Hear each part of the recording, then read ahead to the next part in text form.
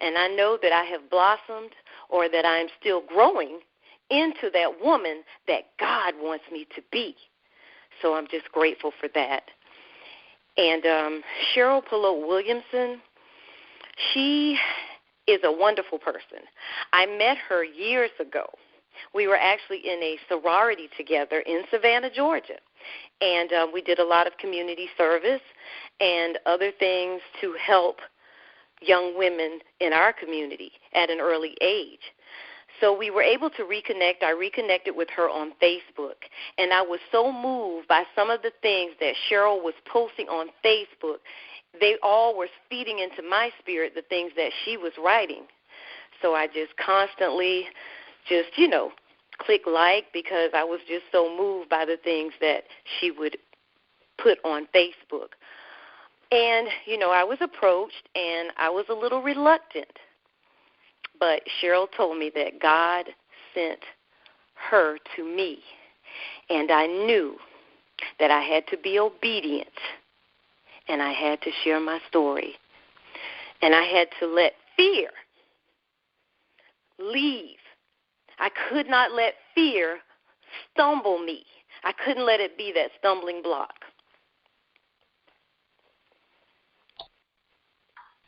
Wow, that is truly amazing, Ladina.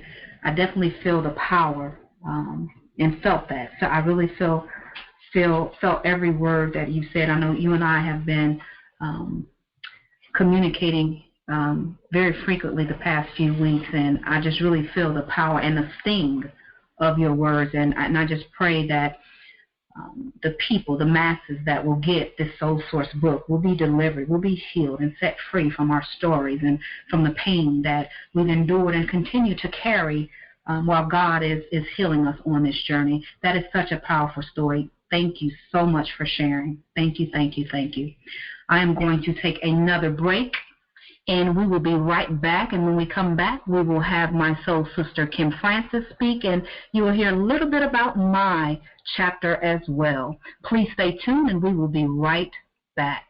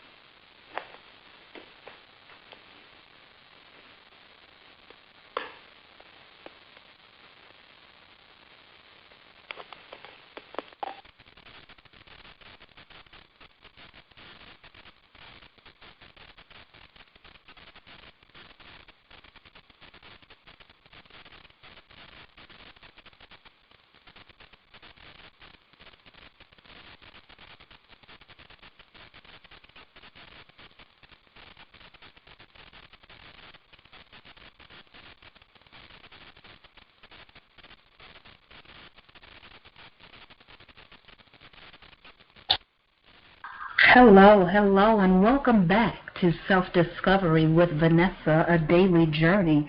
And today we've been talking about the Soul Source movement that myself and 3 other sisters that I have on the line with me, we're on this journey, which is a movement, and there has been a book birthed from the movement.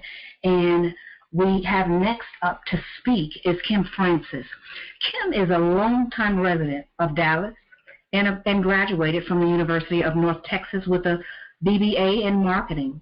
She has over 18 years experience in media marketing within the television and film industries, as well as specializes in sponsorship development, video on demand, ad sales, and has produced numerous events within the telecommunications, sports, and nonprofit industries.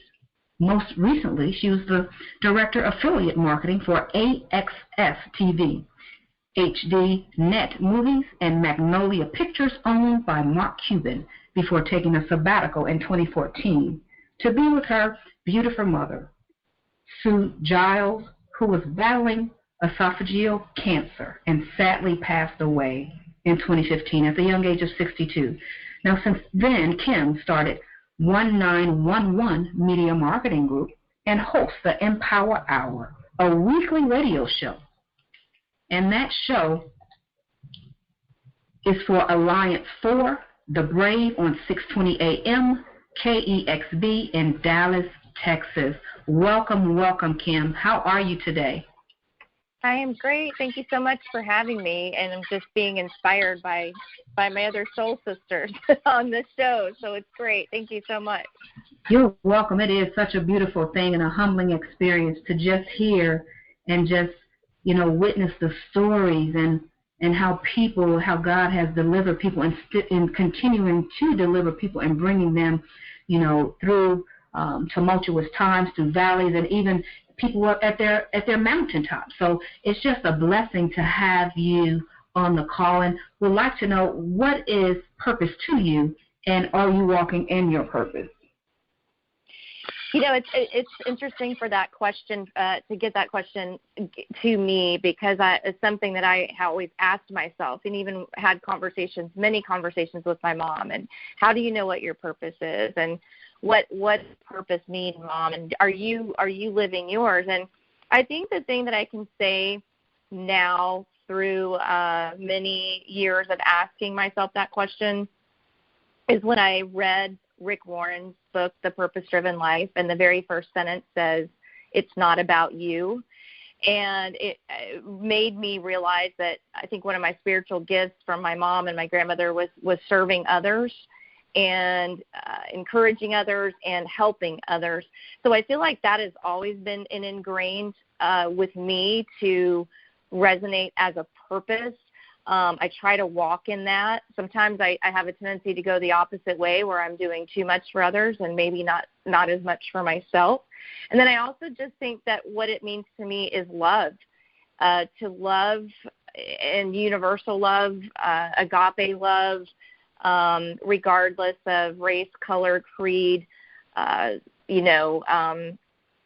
your economic status. I think it's love, that we're all here to help one another, and we're all here to love one another. And in this world, it's not always easy to probably translate that the way we should be in society. Wow, that is so very, very true. It's so amazing that, there are many people that are walking around in life that don't know their purpose. And I read somewhere that the richest place on earth is a cemetery, because so many people have passed from this life and did not tap into their purpose. So you're definitely on point with that. That is, wow, that is truly amazing. Thank you so much for sharing that. Soul Source, the book, Cheryl, tell me a little bit about what got you involved, and what's your chapter about, Kim? Sure. So Cheryl, of course, we all love Cheryl. I had been friends with her on Facebook and was introduced to her by another Shift author, Jennifer Gorman. Now, it used to be Jennifer Hop.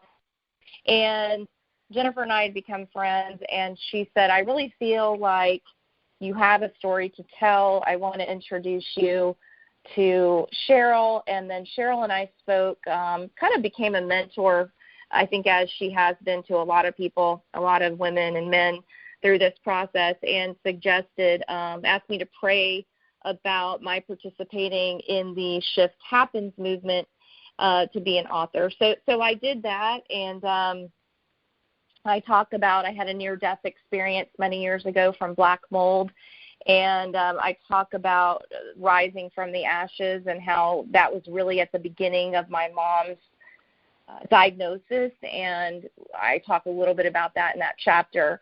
And so going through that process, when she had approached me, I had heard about this anthology, and for many years, and another time to share, but through that mold illness, there was a meaningful story about the sun and God and me being within this circle of light and circle of God and circle of the sun. And so I just thought, wow, Soul Source, that gives energy to the world. And so I jumped on board.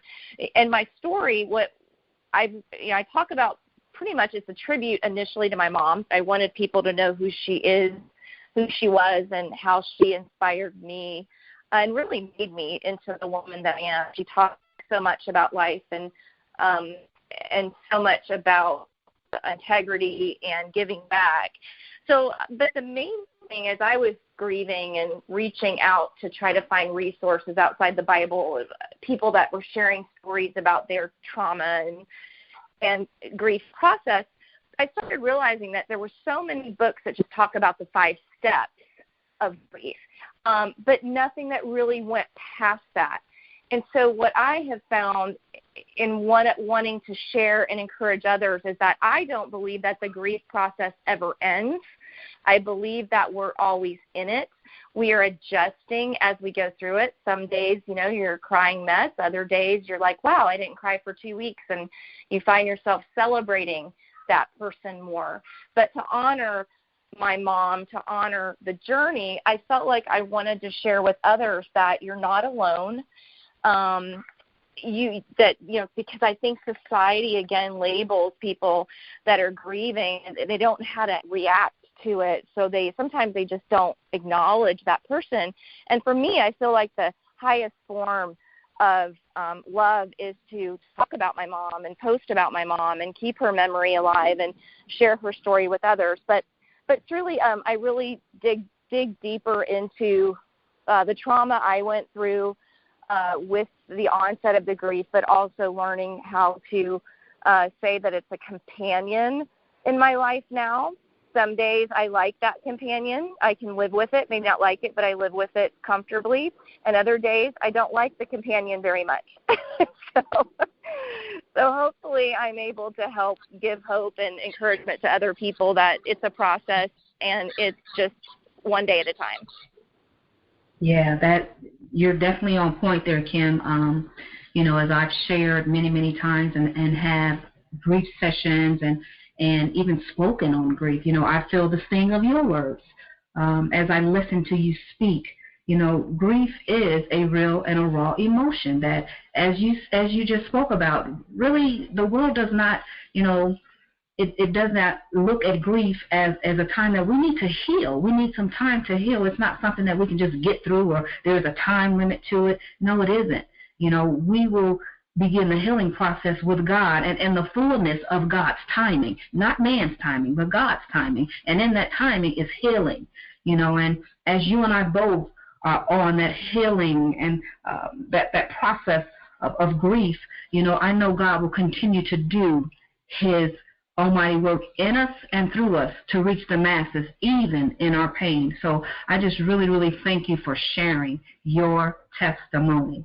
And a scripture that I want to say is, Beloved, I pray that you may prosper in all things and be in health just as your soul prospers. And that's from the 3 John 1:2. And that is so in line with Soul Source and how we are prospering as we are on this journey. My chapter is about major depressive disorder, and that is something that I had to deal with personally with the passing of my brother, which was a tragic loss.